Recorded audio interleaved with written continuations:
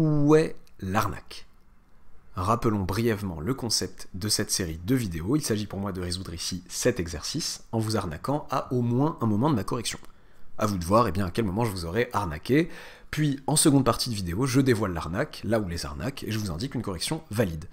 Évitez la section commentaires avant d'avoir regardé la vidéo pour ne pas vous faire spoiler, tout simplement. Et si vous avez un commentaire à émettre qui va dans le sens du spoil direct ou indirect, merci de bien vouloir le préciser en début de commentaire. C'est parti, c'est un exercice tiré d'un oral de Polytechnique en MP en 2023, si ma source est exacte, exercice que j'ai redonné, en colle, avec un énoncé très légèrement différent, donc que les collègues éventuellement pourront reconnaître, à des MP ici, voilà. Donc voilà, je fais des expériences. Certains ont peut-être eu l'impression que j'ai été indulgent en notation, en termes de notation après, ils ont peut-être eu l'impression de ne pas avoir fait grand-chose et que voilà, j'ai pu être entre guillemets gentil. C'est vrai et faux. C'est-à-dire que ne serait-ce que des bribes de prise d'initiative personnelle étaient valorisées ici, parce que bon, je trouve ça quand même un peu vache en première année. Pardon. Alors, ce que dit l'énoncé, donc soit AB appartenant à R, tel que A strictement inférieur à B, soit F une fonction continue sur le segment AB à valeur réelle, tel que F de A, égale F de B. Donc j'ai oublié cette hypothèse en écrivant au début, c'est pour ça que j'étais parti directement sur la correction, et après je me suis dit non, il faut que je refasse le début. Soit N en entier naturel supérieur ou égal à 2, montrer qu'il existe A' et B', un couple A', B' de réel sur du segment AB, tel que F de A' égale F de B', et tel que B' moins A' égale B moins A sur N. Petit 2, en supposant de plus que f est dérivable sur AB ouvert, en déduire le théorème de Rolle. Il y a une sorte de son strident qui, j'espère, voilà, qui s'est arrêté. Ok, super. Alors, j'ai trouvé ça rigolo, voilà, cette histoire de redémontrer le théorème de Rolle d'une autre manière. Alors, je commence par une indication. Je blablate beaucoup, vous pouvez vous donner 45 minutes de réflexion et de recherche, peut-être avant de regarder la correction, si vous voulez réfléchir dessus avant de voir. Et je commence par une indication si ça vous intéresse. Mon indication est simple, c'est poser une fonction appropriée, voilà, pour la 1. Alors, nous on veut trouver en fait, c'est parti du coup, correction, on veut montrer qu'il existe A' et B' appartenant à ce segment tel que ça. On cherche, on pourrait se dire, ouais, on cherche, il y a deux quantités qu'on cherche, dont on cherche à montrer l'existence. En fait, il n'y en a qu'une seule. Parce qu'en fait, si vous me dites, on cherche A' et B' vérifiant ça, et B' moins A' égale ça, ça veut aussi dire B' égale A' plus B moins A sur N. Donc en fait, il s'agit tout simplement de chercher, de prouver l'existence d'un A' qui vérifie qu'un A' appartenant à AB, tel que A' plus B moins A sur N aussi appartiennent à AB, et tel que F de A' égale F de A' plus B moins A sur N. Ça revient à faire ça.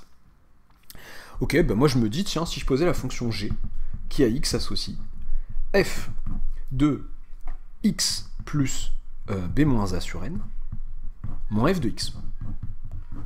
Et j'espère montrer qu'il existe un x. Ah, donc, G est défini sur quoi déjà? G est défini sur...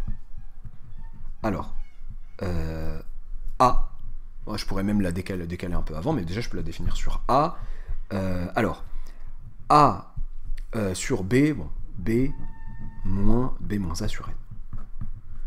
B moins A sur N, qui soit dit en... B moins A sur N, pardon, soit dit en passant, qui n'est autre que A plus N moins 1 fois B moins A sur N.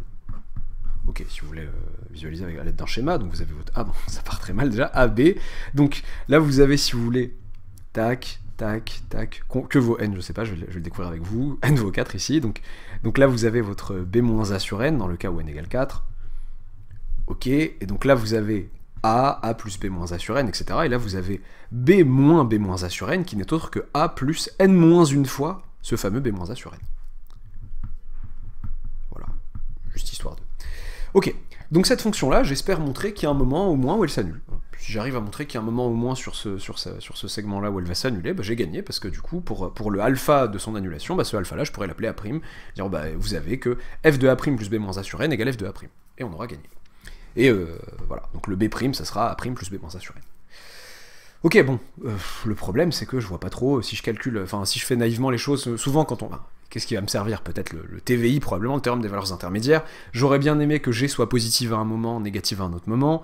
Le souci c'est que là, si je calcule en A et en B moins B moins A sur N, donc si je calcule en A, ça fait F de A plus B moins A sur N moins F de A, ok, je sais pas ce que ça va valoir, en termes de signes, et si je calcule en B moins A sur N, ça fait F de B, en fait, moins F de B moins A sur N. Bon, c'est bien gentil, je sais pas trop ce que ça vaut. Par contre, j'ai l'impression qu'il y a, voilà, le petit décalage, là, cette idée de tac, tac, tac, de faire des petits sauts comme ça, me donne une idée.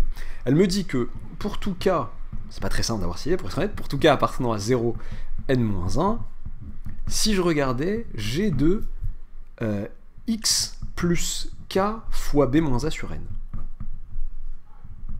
Qu'est-ce que ça me fait?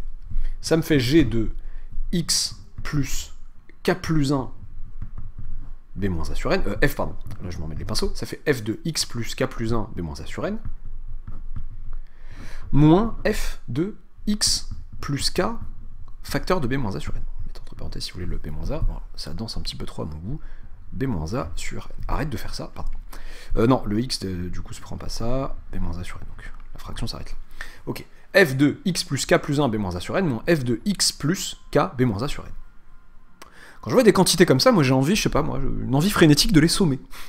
Je sais pas, moi je vois du uk plus 1 ici, et je vois du uk ici. Les sommer, je me dis, ça me donnerait un joli télescopage. C'est ça que je trouve rigolo ici, de me dire, attendez, mais j'ai pas forcément le signe de ça, mais si je pouvais les sommer, ce serait cool. Somme, alors est-ce que c'est bien vrai pour tout cas entre 0 et n-1? Tout va bien, enfin ça a du sens pour tout cas entre 0 et n-1, oui.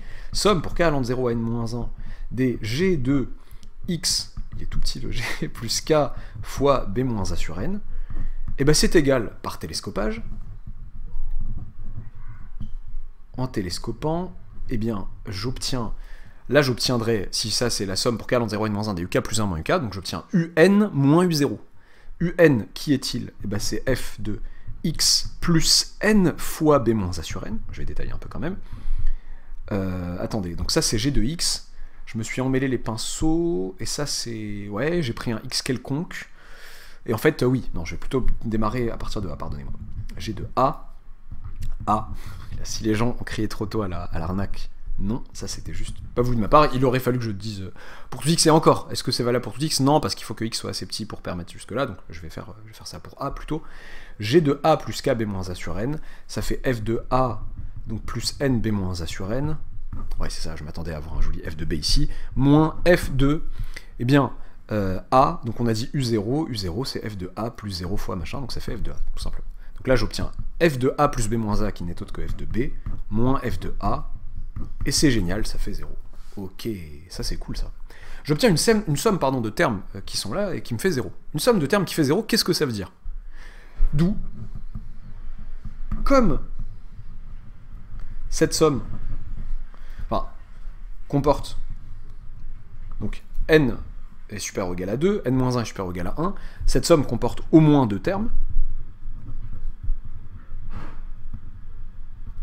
Quoique, je ne sais pas si c'est intéressant, comme cette somme comporte au moins 2 termes, il existe un k et un k' appartenant, ou un k1 et un k2, appartenant à 0 n-1, tel que g de a plus k1 b-a sur n égale, enfin, positif ou nul, et g de a plus k2 b-a sur n est négatif ou nul.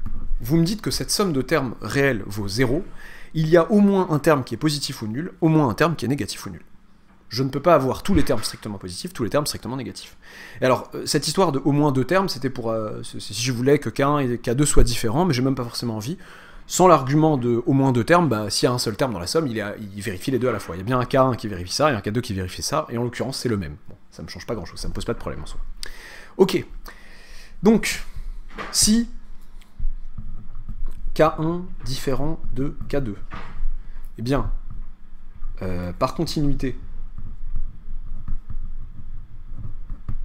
de G sur A, B, B moins B moins A sur N, le TVI assure l'existence, théorème des valeurs intermédiaires, assure l'existence de X de A' appartenant à... Alors, tout dépend. Donc j'allais dire A plus K1 B moins A sur N, pour pas qu'on m'embête avec les A, mais c'est pas une paire de, c'est une paire de généralités, etc. Je prends mes précautions. Bon, j'aurais pu le dire hein, sans paire de généralité ici. Ou A plus K2 B moins A sur N,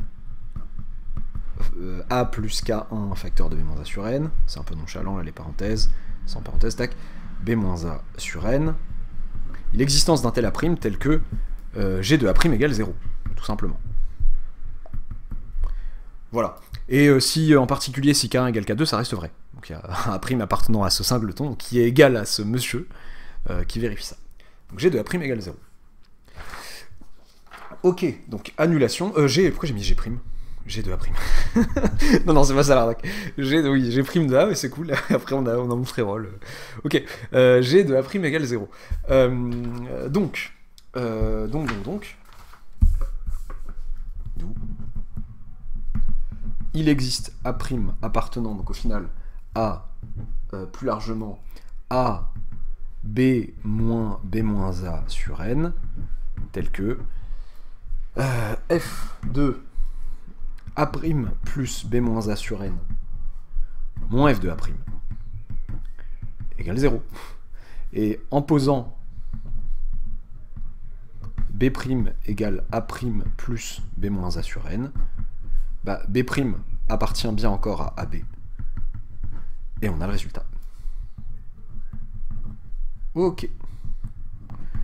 Voilà qui est sympathique. Ok, ensuite on me demandait, en supposant de plus que f est dérivable sur AB ouvert, d'en déduire le théorème de Rolle. Bon. Là, ce que j'ai établi dans la 1, c'est que pour tout n supérieur ou égal à 2, pour tout entier naturel n supérieur ou égal à 2, j'ai l'assurance que je peux trouver un A' et un B' dans mon segment, tel que B' moins A' égale B moins A sur n, donc je peux les rendre aussi proches l'un de l'autre que je veux, et f de A' égale f de B'. Bon.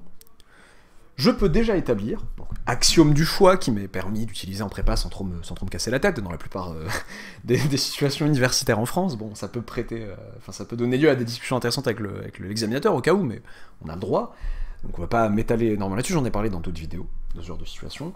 Je vais pouvoir dire que, en particulier, il existe, je peux faire grâce à ça, je peux faire apparaître une suite AN, une suite BN, deux suites en fait de Rn, et en fait telles que pour tout n appartenant à grand N étoile, AN et BN appartiennent tous les deux au segment AB, telles que BN moins AN soit égal à B moins A sur N, et F de AN égale F de BN. Je peux construire une telle suite. Pour chaque n, il y a un A' et un B' que je vais appeler AN et BN qui marchent, et du coup, je peux me constituer une suite de AN et de BN qui marche. Ok, donc, bon, je travaille sur cette suite-là, j'aimerais bien sur ces deux suites-là, AN et BN, j'aimerais bien qu'elles convergent. Bon, elles convergent pas forcément, il n'y a rien qui me dit qu'elles convergent, mais si j'appelais Bolzano-Weierstrass à la rescousse, AN et BN bornés, je vais plutôt dire AN borné, donc, admet une sous-suite A phi de n convergente vers un certain L appartenant à AB. Ok, donc j'ai écrit assez mal cette phrase-là. Et en fait, que dire de... Alors, il faut faire attention parce que ça n'impose pas à B phi de n de converger après, puisque pour une certaine extractrice, donc phi de n dans n strictement croissante. Est-ce que la même extractrice marcherait bien pour Bn? Ben oui, en fait, parce que B phi de n va être égal à A phi de n plus B moins A sur n. Et ça va tendre, lorsque n tend vers plus l'infini, par somme de limites, tout simplement, ça va tendre vers L aussi. Donc A phi de n et B phi de n convergent toutes les deux vers L. Ben voilà qui est génial. Et je veux une histoire de dérivée. Bon. Je veux pas faire... Bon, j'ai pensé, pour être honnête, la première fois, à une limite de taux d'accroissement du genre f de A phi de n moins f de L sur A phi de n moins L, mais bon, dénominateur qui pourrait s'annuler, ça me saoule un peu. Je vais plutôt faire un DL à l'ordre 1. Je vais écrire du fait que, donc je rappelle que, comme f, donc j'utilise l'hypothèse de l'énoncé qui me parle de dérivabilité de f est dérivable en L, je vais pouvoir dire que f de x égale, quand x tend vers L, f de L plus x moins L f' de L plus petit taux de x moins L. Ce que j'aimerais, c'est que f' de L, de prouver que f' de L est nul. Et là, j'aurais mon point d'annulation de la dérivée, et ça serait cool.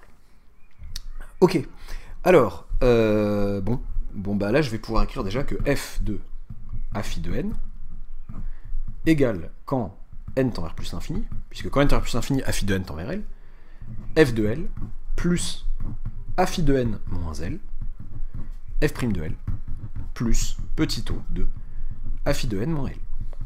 Je peux aussi écrire que f de b phi de n, puisque b phi de n aussi tend vers L quand n tend vers plus l'infini, égale, quand n tend vers plus l'infini, f de L plus b phi de n moins L, cette fois-ci,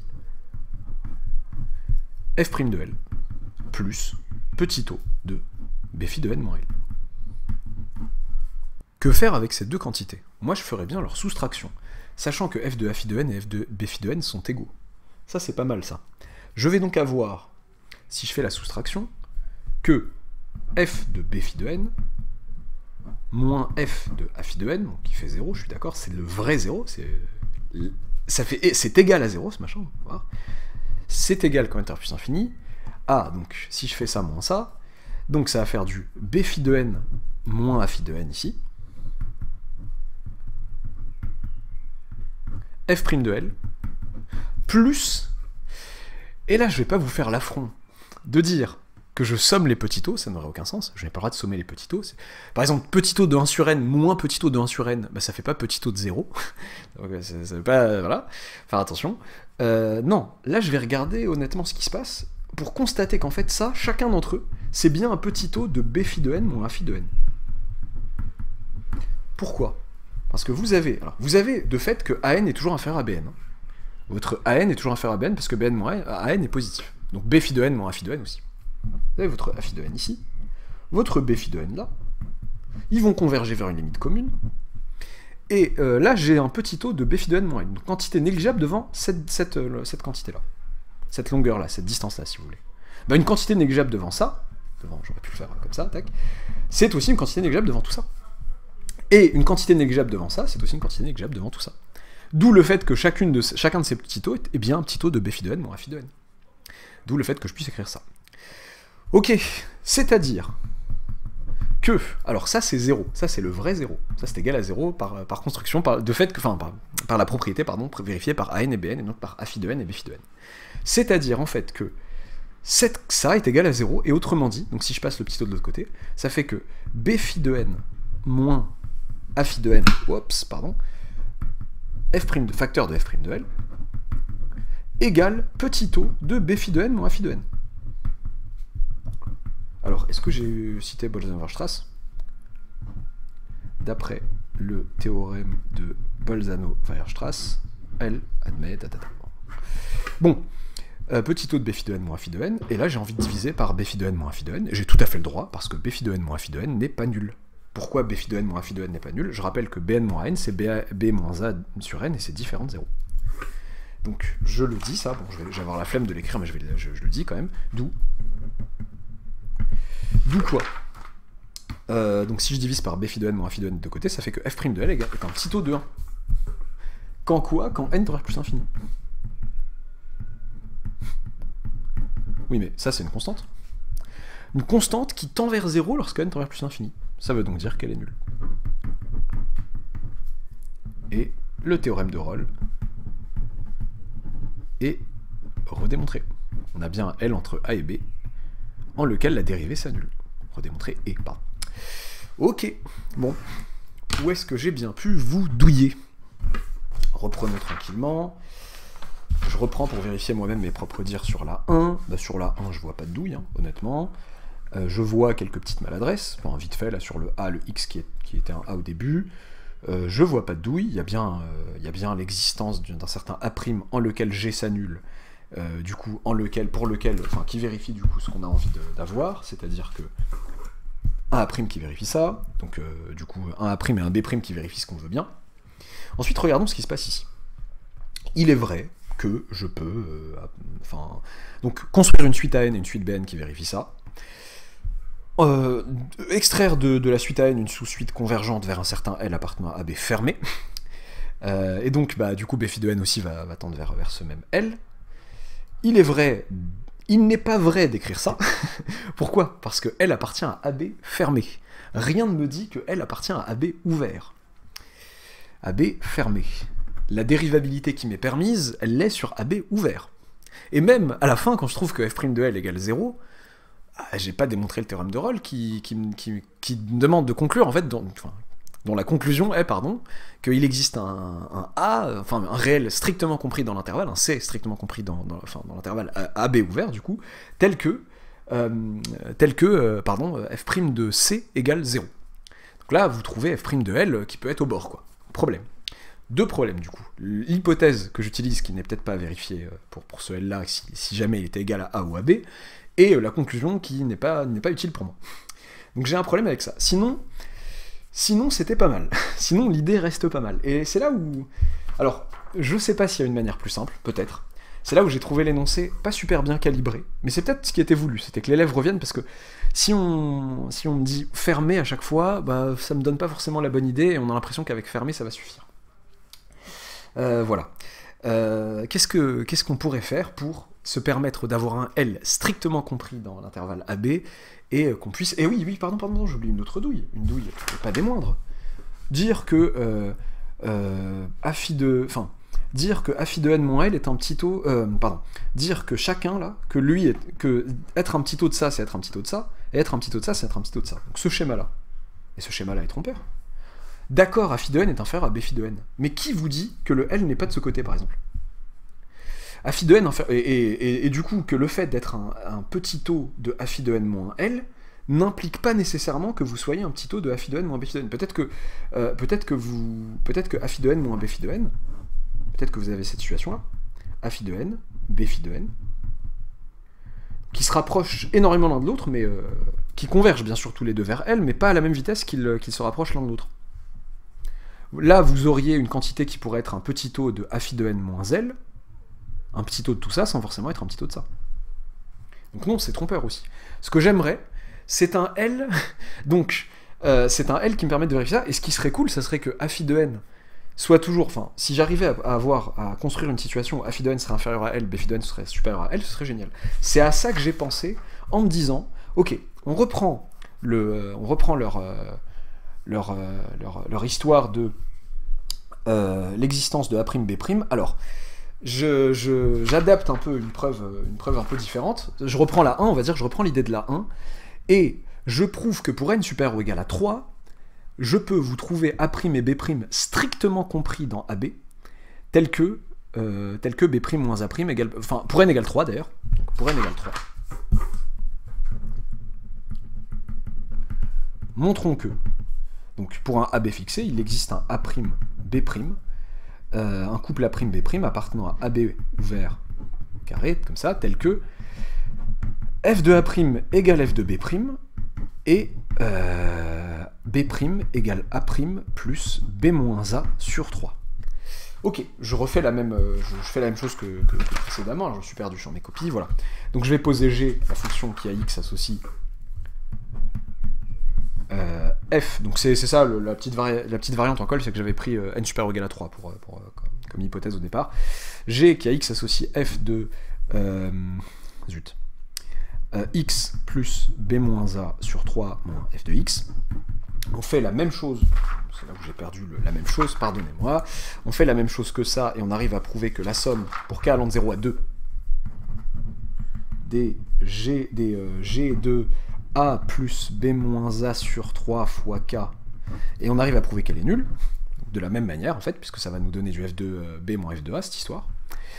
Donc cette somme est nulle, et du coup, comme...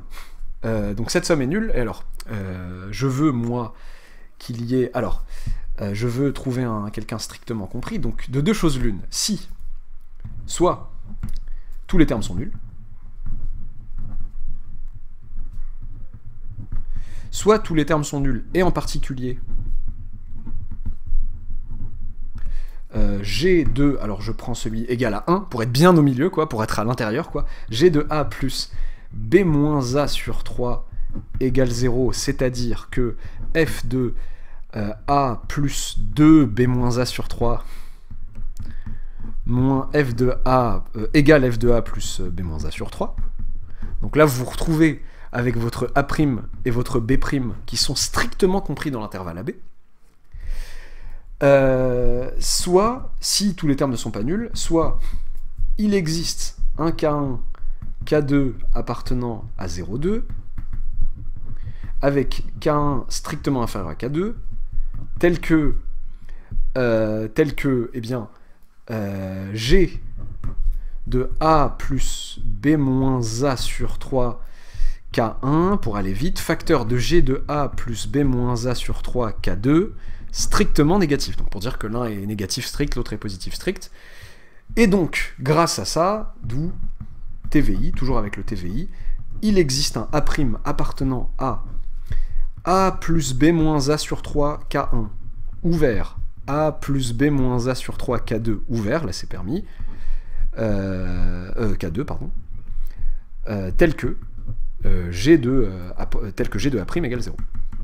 Et là vous êtes content parce que votre A', vous êtes sûr qu'il est bien dans l'intervalle qu'il vous faut, et votre B' aussi, en rajoutant B moins A sur 3, vous allez avoir l'assurance que tout va bien se passer, parce que je répète que le A' est dans ça ouvert. Donc A' et B' vont être dans l'ouvert AB, c'est ça qui m'intéresse.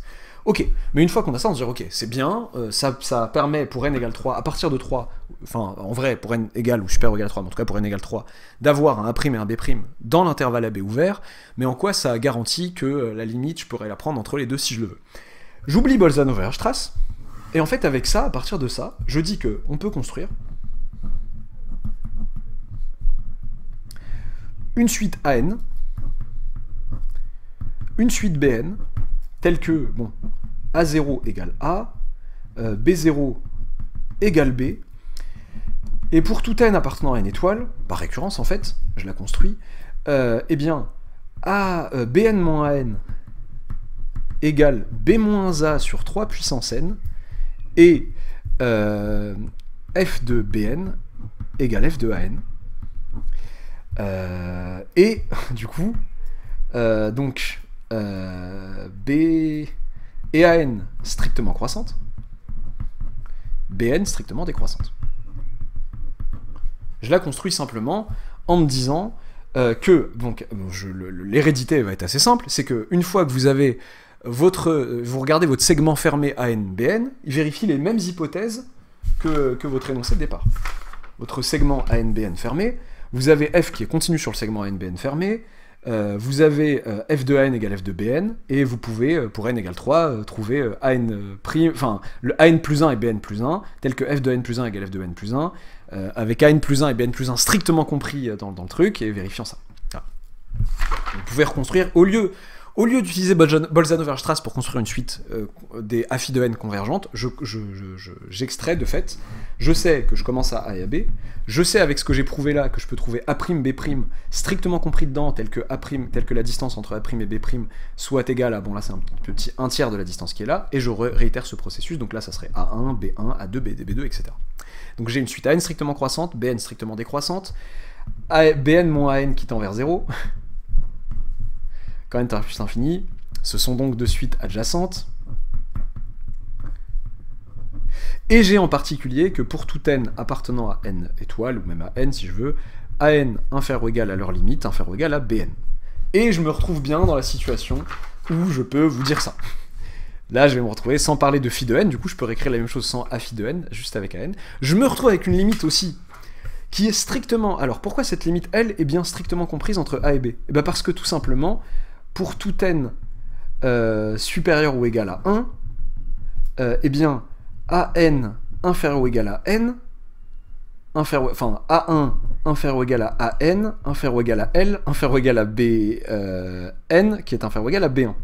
Donc votre limite L est comprise dans le segment A1-B1, qui est strictement inclus dans le segment AB. Donc A1-B1 fermé est inclus dans AB ouvert. Voilà.